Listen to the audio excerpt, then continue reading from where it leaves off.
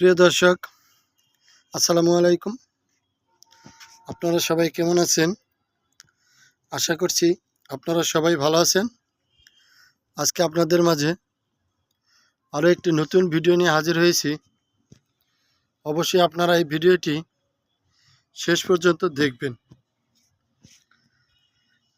গ্রামে কিন্তু এই যে দেখতে পাচ্ছেন এই ভিডিওতে, এটা কিন্তু কচুর পাতা এবং কচু শাক। এই কচু শাক কিন্তু আমরা গ্রামে সব জায়গায় দেখা যায়, রাস্তার ধারে, পতির জমিতে, পুকুর পাড়ে, নদীর ধারে, বিভিন্ন জায়গায় খুব সহজেই গ্রামের মানুষেরা এই কচু শাক পেয়ে থাকে। কিন্তু যারা শহরে থাকে তারা কিন্তু এই কচু শাক পাওয়া যায় না। সেই জন্য আজকে আমরা দেখাবো চাইলে কিভাবে বাসার ছাদে খুব সহজেই এই কচু শাক চাষ করবেন। আমরা দেখেন এই যে পুরাতন বল বা গামলার মধ্যে আমরা এই যে মাটি দিয়ে তারপর আমরা যে কচু শাকগুলো রোপণ করেছিলাম দেখতে পাচ্ছেন। এই যে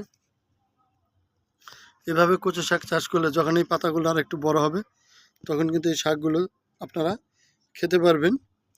এভাবে কিন্তু সারা বছরই কচু শাক চাষ করে অল্প জায়গায় এবং কম খরচে কচু শাক চাষ করা যায়।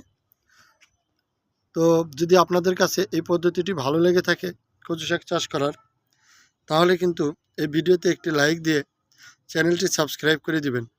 সবাই ভালো থাকবেন। আবারও দেখা হবে নতুন কোনো ভিডিও নিয়ে। সবাইকে ধন্যবাদ। আসসালামু আলাইকুম।